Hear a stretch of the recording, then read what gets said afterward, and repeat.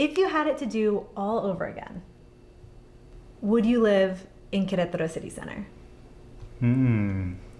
Well. If you're new to my channel, welcome, and if you've been here before, welcome back.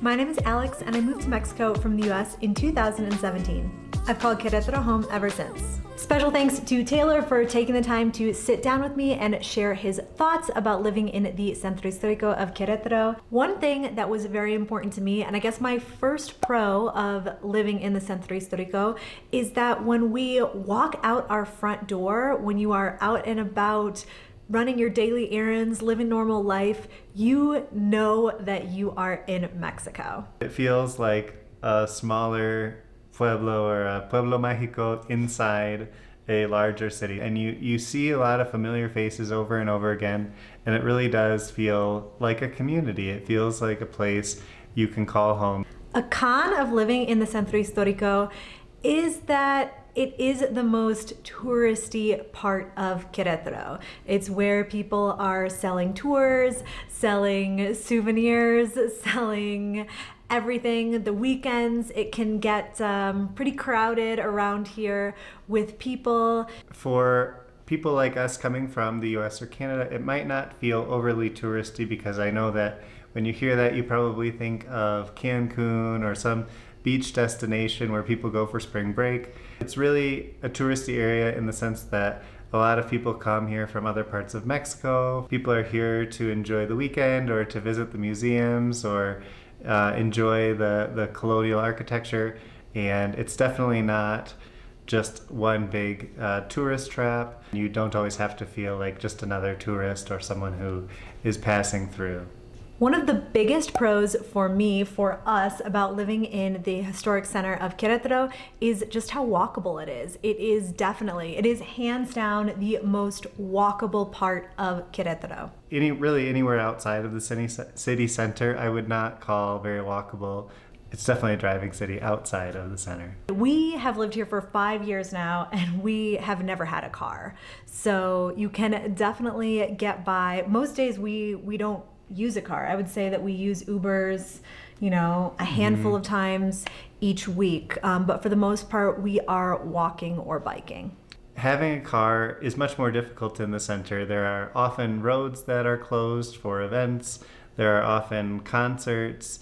There can just be busy. Friday nights are busy, so traffic gets backed up, and the streets are pretty narrow, so there just isn't a ton of parking.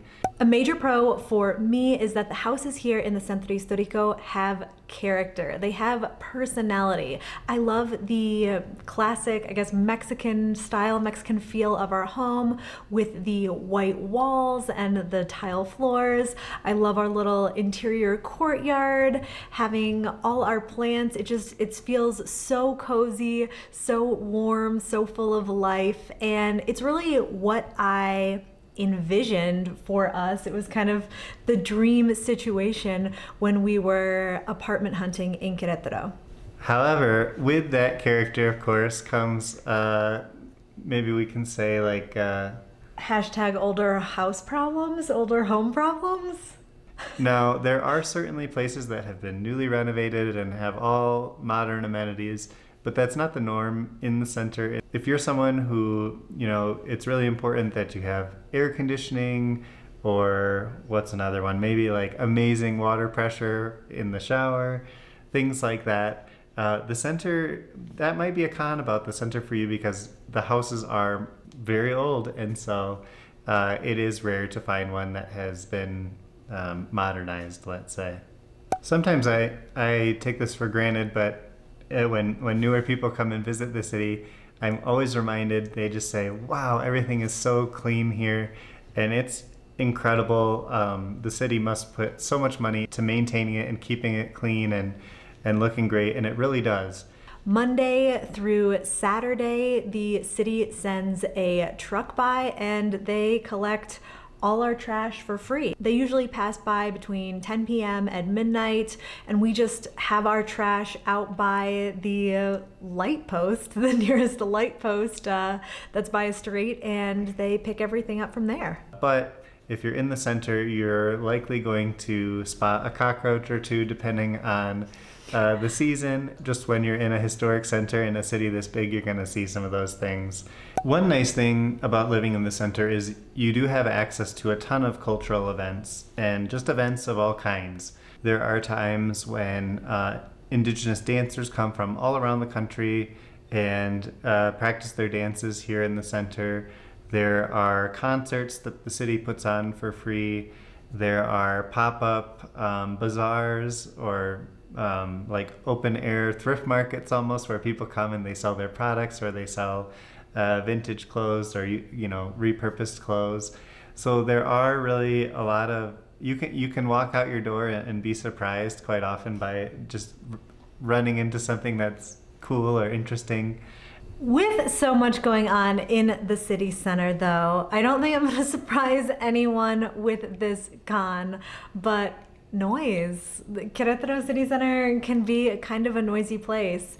I know when I have my one-to-one Mexico clarity calls with people who are considering moving to Querétaro, one of the most frequently asked questions that I get is, what's the noise like? How bad is the noise in the Centro Histórico? There are people that are moving here with dogs, older dogs, nervous dogs, and they're concerned about the noise, understandably. So here's the deal with the noise in Querétaro Centro. We're talking about things like church bells. Often when people get married, they shoot off bottle rockets. Cohetes. All times, day, night, early morning. There are... Oh wait, I gotta talk about the Leyendas tour. Sure. We live right on the route of the Myths and Legends tour in Querétaro, and we actually live very near to the spot where they tell the story of La Llorona, the crying woman.